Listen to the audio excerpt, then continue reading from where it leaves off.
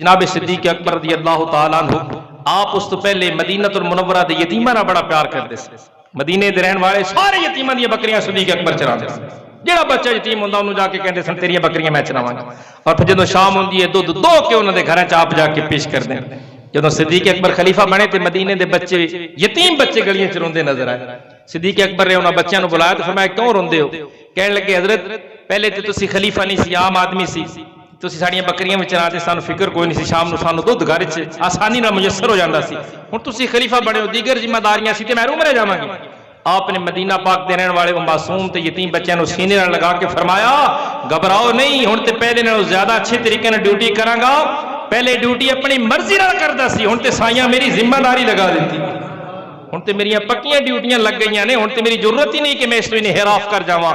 دن رات صدیق اکبر میرے آقا علیہ الصلوۃ والتسلیم دی جدائی دے اندر حضور جدوں دنیا تو پردہ فرما گئے تے آپ روایت چاہندا ہے کہ مدینہ پاک دے باہر گلیاں چ نکل جاندے سن بازاراں چ باہر جا کے رستیاں چ سارا دن بیٹھے رہندے سن تے سرکار دو عالم علیہ السلام دے غم وچ جدائی چ روندے رہندے سن. ہجر مصطفیٰ نے آپ نو اس قدر جلایا کہ جناب سیدہ عائشہ صدیقہ فرماندیاں نے جدوں میرا باپ رات نو حضور دے عشق وچ روندا سی نا تے فرماندیاں نے سینہ مبارک وچ انج کر کے آواز آندی سی جویں اگ تے ہنڈیاں رکھی جائے تے جوش مار دی ابارے کھاندی.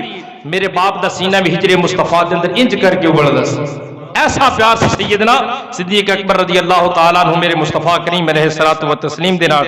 اور عاشق نے اندا بڑا سونا ترجمہ فرمایا بلکہ دن رات دعا منگدے سن مولا وقت کدوں آئے گا جدوں میں سرکار دے قدماں وچ پہنچ جاواں. تے میاں محمد بخش رحمۃ اللہ علیہ فرماندے نے حدوں بہت جدائی گزری تے یار نہیں مکھ وکھایا مولا میرا یار ملن دا تے اج ویلا نہیں آیا.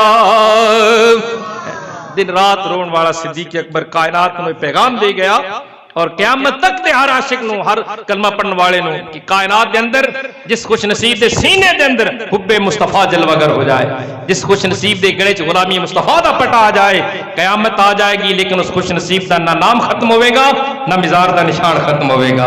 اے وفا ہے صدیق اکبر دی. بہرحال آپ دے حالات و واقعات بڑے لمبے نے آپ دی زندگی دے چند گوشے بے نقاب کیتے. دعا کرنا اللہ بے نیا سانو صدیق اکبر دے عشق دا ایک ذرہ عطا فرما دے تاکہ ساڈی مڑ ویکھی دن کیویں لنگ دے سرور دے. اللہ عمل دی توفیق نصیب فرمائے.